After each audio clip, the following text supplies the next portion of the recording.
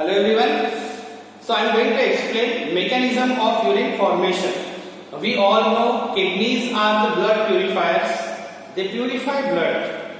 Urine formation takes place within kidneys, but kidneys have the special basic and fundamental unit of excretion, that is nephron. Okay, this is structure of nephron. So nephron consists of, there is Malpighian body. This is Malpighian body, and Malpighian body consists of this capsule. It is Bowman's capsule, and inside there is glomerulus. Okay, a network of capillaries, that is glomerulus. So it together will form Malpighian body.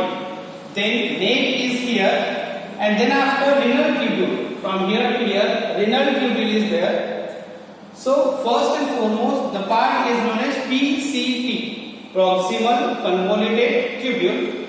Then U-shaped structure is here. It is HL, loop of Henle, Henle's loop. Okay, and then again coiling, that is DCT, distal convoluted tubule. Then urine is carried further to collecting tubule and common collecting tubule. So nephron is the basic and fundamental unit of excretion. Now question is how urine is excreted. How urine is excreted from the blood and how kidneys are supporting in this. So the basic structure is nephron. What exactly happened here? Mechanism of urine formation is having three major stages. That is, first one, ultrafiltration. Second is tubular reabsorption. Third stage is tubular secretion, and then concentration takes place. But these are three major stages. So how urine formation takes place, that I am going to explain. The first stage is ultrafiltration.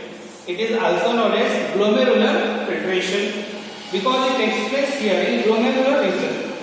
So what exactly happened? Look at the difference between the diameters of afferent arteriole and efferent arteriole. Afferent arteriole, it brings blood inside, while efferent arteriole, it carries the blood outside.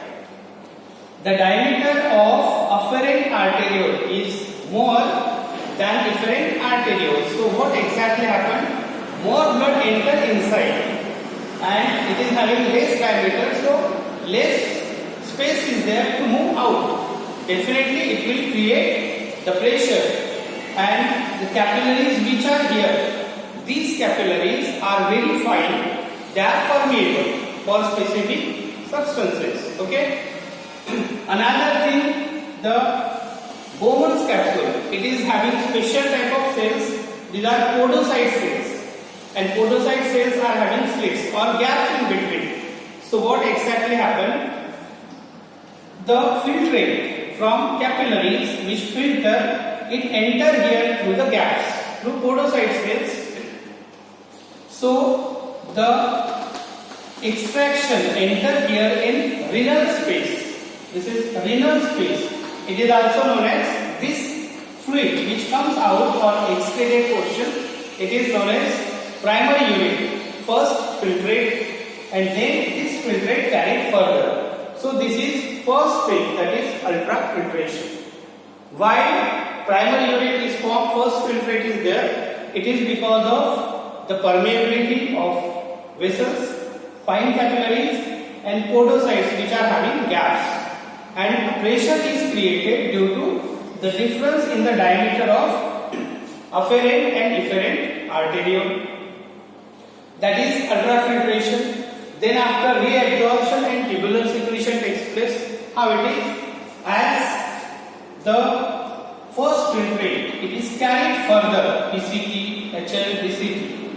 First and foremost, I want to tell you, the primary urine, पहले का जो urine यहाँ पे जो filter होता है, it is around 180 liter, but actual excretion takes place around 1.5 liter. It is normal average of adult person, 1.5 liter. So 180 liter, around 180 liter is the filtrate here of all the nephrons in both the kidneys. So maximum substances are reabsorbed. when it is carried further to PCT and HL, especially PCT, various salts, glucose and other substances, these are reabsorbed by secreted from the renal tubule or PCT to the body, because when afferent arteriole it comes out, it forms a network of capillaries. So maximum substances along with water is secreted from proximal convoluted tubule as it carry further to HL and then DCT. So many substances are reabsorbed and secreted also. So secretion of essential substances takes place from renal tubule. This is renal tubule, either it is PCT, HL or DCT. So essential substances are reabsorbed by our blood. So it enters within the blood, and the substances which are not required by our body, they carry further. Okay.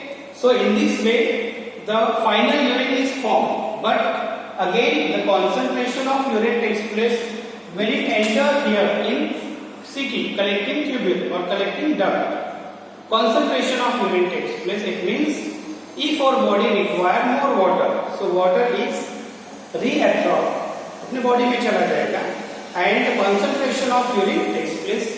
So the concentrated urine carried further from CT, collecting tubule, to common collecting tubule, and then from the kidney it enters to the ureter and it is thrown out. So this is the mechanism of urine formation. Certain things here, it is also controlled. The mechanism of urine or urine formation takes place with the help of, we are having hormones. Okay, vasopressin hormone is helping here. Vasopressin.